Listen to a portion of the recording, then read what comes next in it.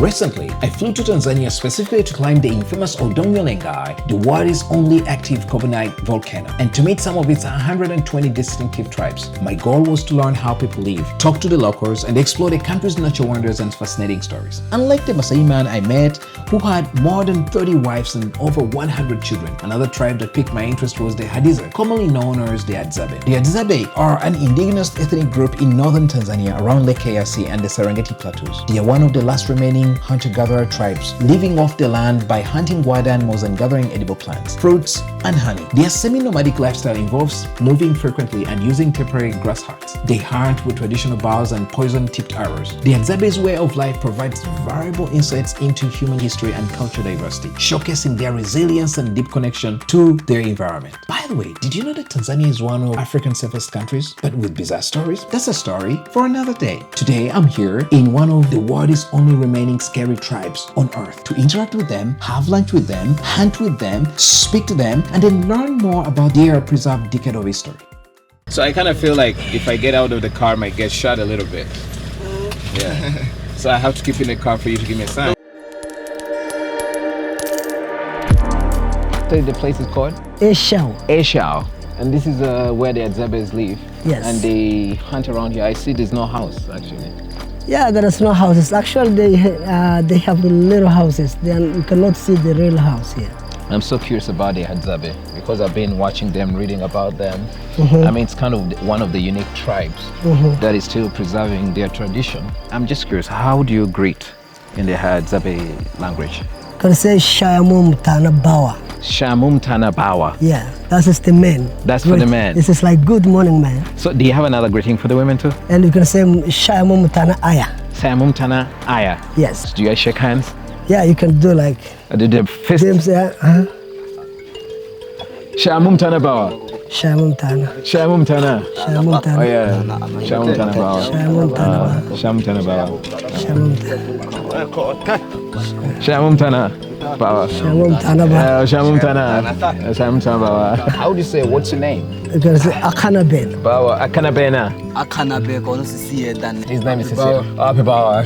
Shamum Tana Bawa, yeah. Akana Beko, Numbili ne u. Akana Ben. Dongo ne ono Bawa. Dongo ne over Bawa. Akate. So we say my name Henry. Henry. To an end. Henry. Akana Ben Henry. Akana Ben Henry. Henry. Yeah, this is commonly known for these weird clicking names that originate from South Africa, and they became common during COVID-19. If you do remember, you came across their videos on the internet. Kwea Doto, right? Kwea Doto, right? I need to pull my throat, like I need to. Again. You can use the tongue. Kwea Doto. Yeah. Akana Ben. Okay, that's a hard one now. Yeah. Okay, Akana Ben. His name has no click in it. These guys' names have a click in it. Yeah, it's, they are different words, Akana Ben. Ichi. It's very easy. Tell him his name is easy.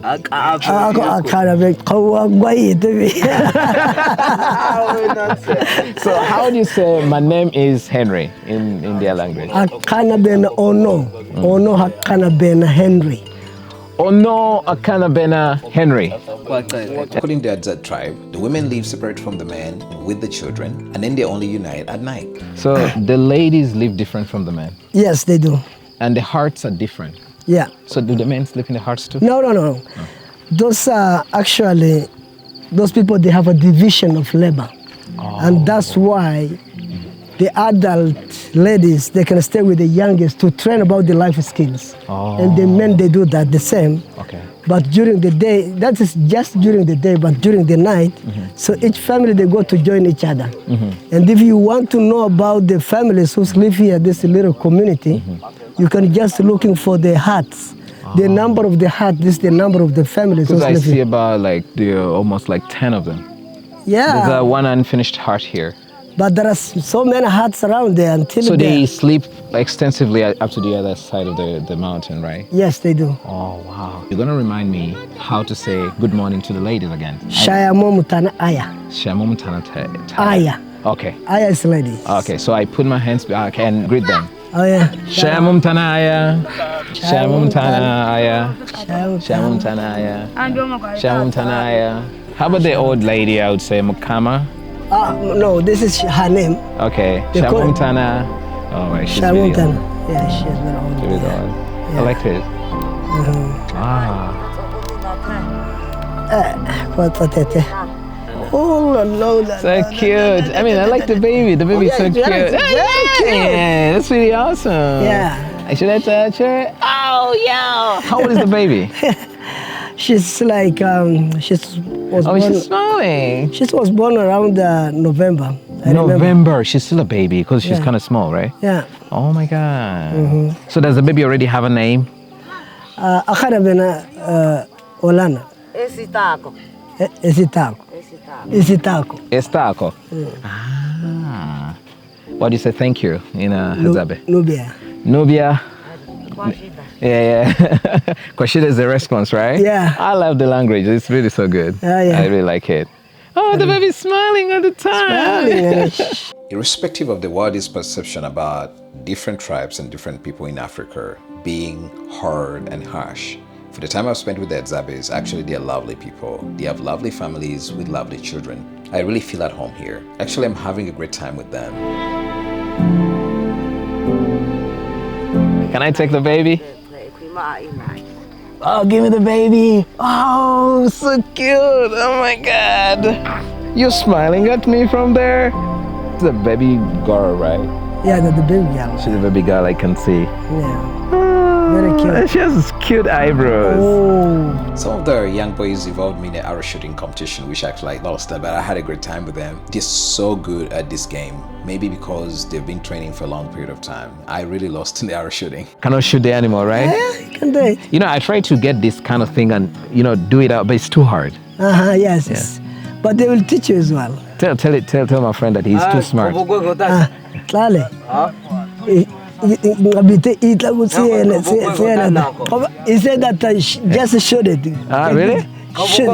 Shoot this. Okay. Okay, I'm gonna try out. So he wants me, you want me to shoot the drone? Yeah, he say. Okay, so how do I, like this? You can use like this? No, he's going to teach you. Okay, teach me. You're the master, come on.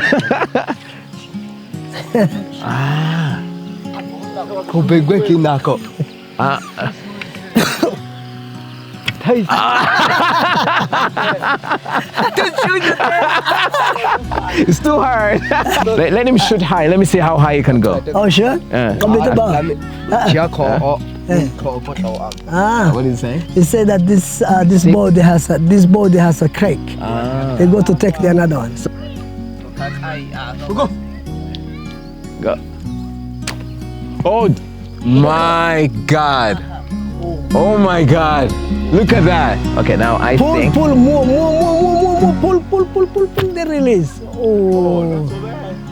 It's so bad. It's like it's like 50 meters. Not so bad, brother. What's my Hadzabe name again? Shakwa? I'm Shakwa. I'm Shakwa. I finally sat down with one of the tribe leaders to figure out exactly what makes the Hadzabe people very unique and why they don't want to change their tradition to modern traditions. Mr. Kwadila, thank you for inviting me into the Hadzabe camp. You're welcome. You have had a lot of curiosity, but now part of it has been answered after the hunting. Could you tell me a little bit about the Hadzabe people? Right. Those tribes called Hadzabe, this is the last hunters in the whole Africa whose government allowed them to hunt in the whole open area. They're not keeping animals like those cows and goats, and they're not farming as well. So they do moving most of the time. According to the animals, once the animals move, so they go to follow the animals. wherever they are. But most of the time they're looking for the bees because they need the honey as well. So they also hunt bees? No, they don't hunt bees, they follow the bees. They follow the bees? And the bees, they follow the flowers of trees. Sometimes they can go to the mountain forest, so they follow them to be close of it. And when you look around, there is not as real permanent houses. Yeah, I could see the houses. I was going to ask you about that. Question is, do they move camp after some given period of time? They cannot move the camp. When they get any reason to coming back here, so they come back in the same season. So my curiosity is about the rain. How do they survive during the rain? Can run it away, goes to the caves to hide them there. From the rain? And not only for the big rocks like those, they just find the big trees like baobab trees. Okay. Because most of the baobab trees, they have some natural These holes. white trees with the big holes in them. Right, so the people, they can go to enter there for themselves. Is it safe? Can they find a It's safe. snake in there? They know how to do. Before to enter there, they can make a fire and they can do smoke as well. So that gets rid of the snake? Exactly. How about the coverings, like when it gets cold for the kids at night? They have some skins for wearing, and also they have some clothes as well. What is their favorite food? They like baboons. It's the much favorite. Second favorite, they comes to be zebra. Do they keep the meat or they eat the meat Oh, that they and then they do get rid of it? preserving the meat, but about the baboon, they cannot do preserving. Maybe when Preservation, yeah, right? yeah. Okay. So they cut a piece of meat like The big piece of meat? right, and then they go to put them on the trees, and this is the way how they for can do it. drying For and drying. preservation, right? Yeah. Most other communities would share their food, like you have people miles away. The They do Hadza is share. when they get this kind of They stuff. Do they yeah. share? Yeah, they do. The other issue would be, maybe this would be one of our last questions. I want to know about marriage communities. This is kind of like a single family of daddy and mommy and then a leader. No, that is not a single family. It's not a single family. Different family. These are different families. Yes. In the issues of marriage, how do they marry? I want to know. The age, those people normally they cannot be recorded about the ages, but they just have looking for somebody who comes to be matured, and then they can say that's the ready. And then once the boy killed the first animal, which is the huge one, like a zebra or eland or maybe buffalo, if he's successful to kill this. It doesn't matter whether he's 12 or he's 11. Right, right. So maybe one of the members, one of the hunters comes home and tell people that, oh, there's someone today has succeeded. Oh, really? So he becomes a warrior. Yeah, it's really, yes. And then those women, they can just sit together and then they can arrange the ladies, even they have a ladies in this group. And then the men, they go to arrange the men and then they go to putting a lot of jewelries and decoration. They shimmer them. Yes. The boy, they can hide it somewhere near this big rock over there. So the boy hides there. They hide there. And then the ladies, the young ladies, those ladies who's not married yet, so they can stay also somewhere. And then they can say, okay, now the time. Then they can make a song. The man is coming from somewhere, and then the ladies, they just looking out. When they see the guys coming from there, they just run it. Who's going to touch first? Wow, so the ladies fight for the man. Yes. That's a good word. Who's going to touch first? Like, to make Just a tap. Just tap. Who's going to tap the guy yes, first? They come to be okay, let me just married. put this together. In the marriage process, what happens if there's a single man who kills a big animal? That man becomes a warrior. And so by then, if there are single ladies in the group, this is how the marriage is done. The man goes like on a big rock, hides behind the rock, and then the ladies also go on the opposite side and then stand there. So suddenly then the man comes running so fast and the ladies also start off running. Yeah. And so why are they running? They run to tap the man. And whoever taps that man first, the fastest is the one that wins the warrior. Exactly.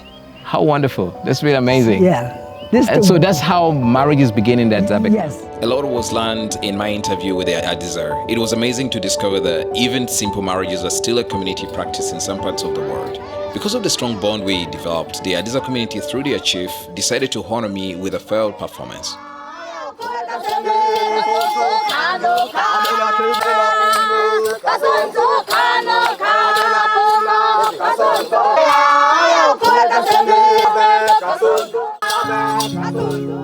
Unlike other travelers, my quest is not to disregard or stereotype tribes and communities. My mission is to delve deep into what makes different people unique. Visiting the Hadza, I was profoundly moved to learn that even in our fast-paced materialistic world, there are still humans who live humbly without worry about money or possessions.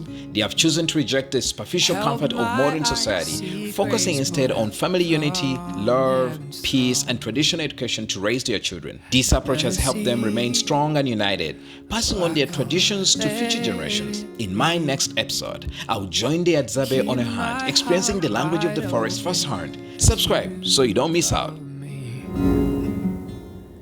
Thank you, Jesus. You speak to me and call me clean. Thank you, Jesus. You bring me back to your heartbeat, and I can feel you around me.